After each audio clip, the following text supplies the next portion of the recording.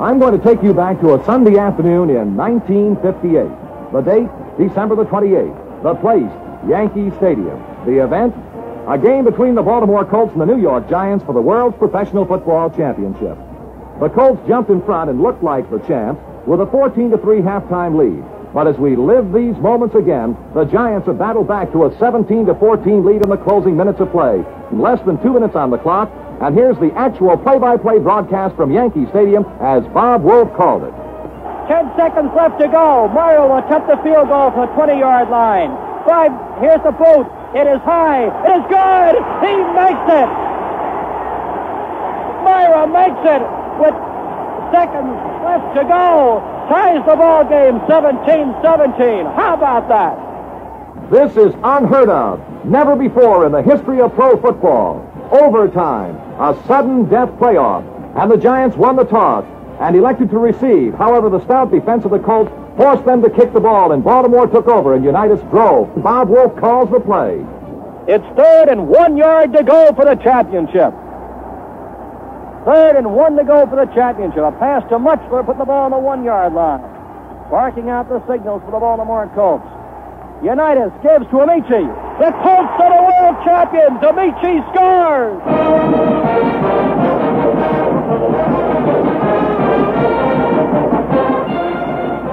That's it. Colts 23, Giants 17. The greatest football game ever played. That was 1958. This is 1968. And the Colts are NFL champions again. Through the years, National Beer has been proud to bring you the play-by-play of all of the Colts games. It's been my pleasure to be the voice of the Baltimore Colts since 1955. During that time, I've seen many great Colt players, many exciting and thrilling plays, and many outstanding Colt teams. But without question, the 1968 Colts have given me my greatest sports thrill of all time. Looking back on it now, it appeared that the frustration and the heartbreak of 1967 would be repeated in 1968, because as you remember, the Colts lost Johnny Unitas before the season started. Well, Coach Shula, is certainly not the most pleasant way to start a year, and I guess I have to start with kind of a negative question about John Unitas' arm. How is it, and what can you tell us about it? Well, it doesn't look good right now because early in the first quarter in the game against the Cowboys, I think John tried to throw along to Jimmy Orr, and he felt something snap in there. And then at halftime, I wanted to play John 3/4 of the ball game. I asked him how he felt, and he said fine. So at the beginning of the third quarter, he warmed up real well, and I put him back in the ball game to try to give him that second half. I had played Earl Morrill in the second quarter. Along about halfway through the third quarter, John again tried to throw the ball, and he felt a pain in there. So I got him out of the ball game and put Earl in, and then Earl finished up the ball game.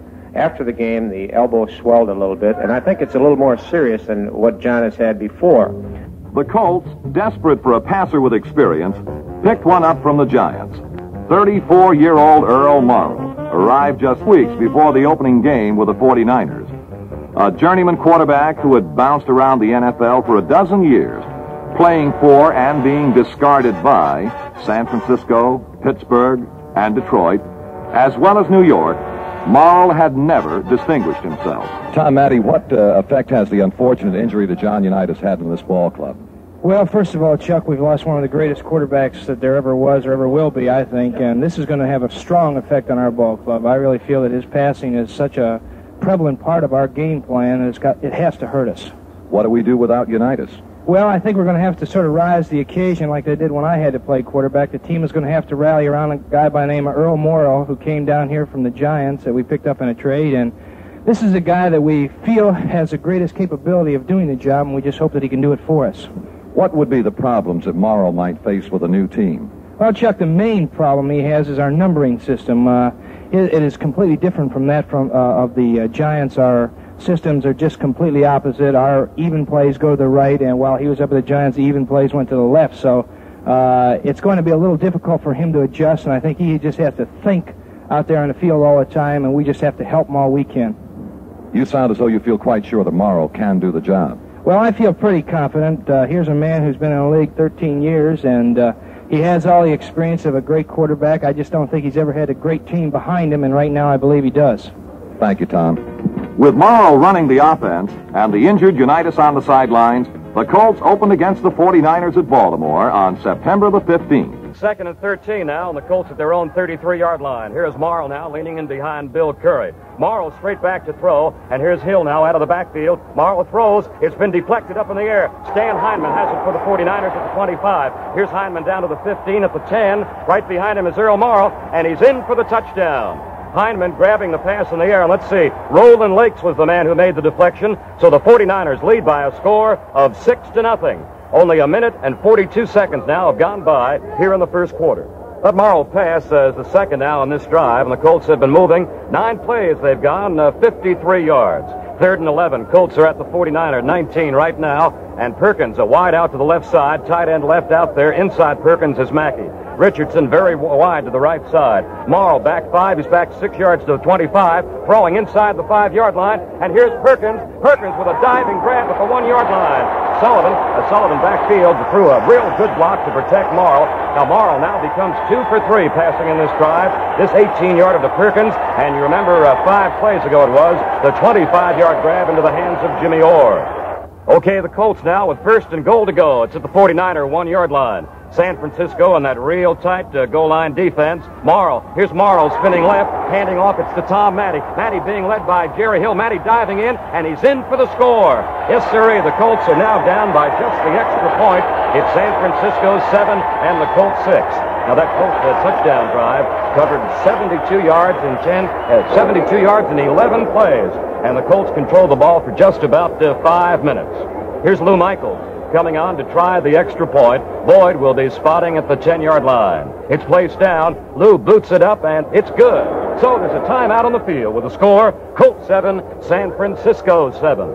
Well, in this drive so far, Jimmy Orr has caught 2 Morrow passes. That was after the Colts took over the San Francisco punt back at their 41-yard line. Right now, the Colts using a pair of tight ends. Mitchell, tight end to the left side. Mackey close on the right side. In behind Marl, it's Cole, and Matty is to the youngster's left. 3rd down, a yard to go for a first down with the ball at the San Francisco, the 8-yard line, call it. Marl. Here's Marl faking to Cole, flips over the middle. Mitchell's got it at the 5-yard line all alone. Tom Mitchell, touchdown the Colts.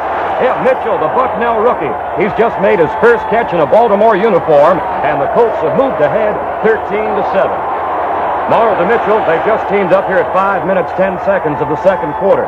So the Colts score on the 9th play. This has been a 59-yard drive. And that, incidentally, for Morrow, is his first touchdown pass in a Colt uniform. Yes, 2 newcomers, Morrow and Mitchell, have just sent the Colts in front. A Morrow to Orr touchdown pass and 2 field goals brought the Colts to a 27-10 victory over the 49ers. Morrow, although having some trouble adjusting to the Colts system, ran the team well against Atlanta on September the 22nd. The Falcons were unexpectedly tough. Though Morrow threw 3 touchdown passes, the Falcons also intercepted 3, and the Colts were hard-pressed to gain a 28-20 victory. As Timmy Brown said, Atlanta scared us to death. He added, "This has to be good for our ball club, because now we're going to realize we can't let up even a little bit for any team we play." The Steelers were next, and on September the 29th, the Colts beat them easily, thanks to Morrow, Michaels, and the defense, which intercepted 3 passes. Lou Michaels had a great day, with 5 conversions and 2 field goals. He got the Colts started in the first quarter. Well, Lou Michaels stays in the ball game. He'll be kicking again. The Colts have been penalized 15 yards for holding. So, referee Jim Tunney moving the ball back to the Steeler 30-yard line. 4th and 25, and back next to Shula right now at the bench. Marl with key passes to Richardson and Matty. Marl's been leading the Colts all the way from their 10-yard line. Still early here in the first quarter, and right now at Sunbathe Pitt Stadium. Boyd will be holding again, this time at the Pittsburgh 38. It's placed down now by Bobby. Here's Michaels after the 3-pointer. It's up, it's long enough, it's good. The Colts are leading 3-0 on Michaels' field goal at 5:26 of the first period. Bill O'Donnell talks to Lou about his talent. Well, Michaels, right now you've got only 2 extra points blocked all season long. How much of what you do kicking points after is mechanical? How much goes into it thinking-wise?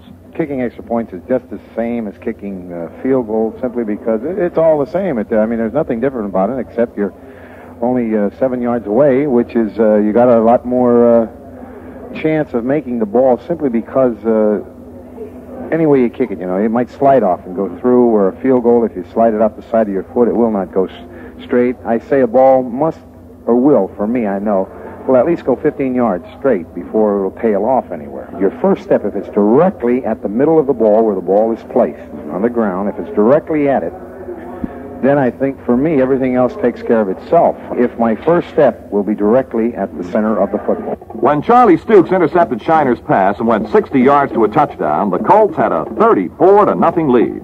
And to all intents and purposes, the game was over.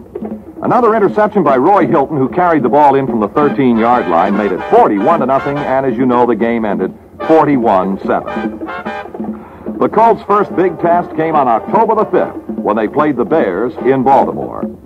After a scoreless first period, the Bears scored at 1:45 of the second on a 59-yard gallop by Gale Sayers.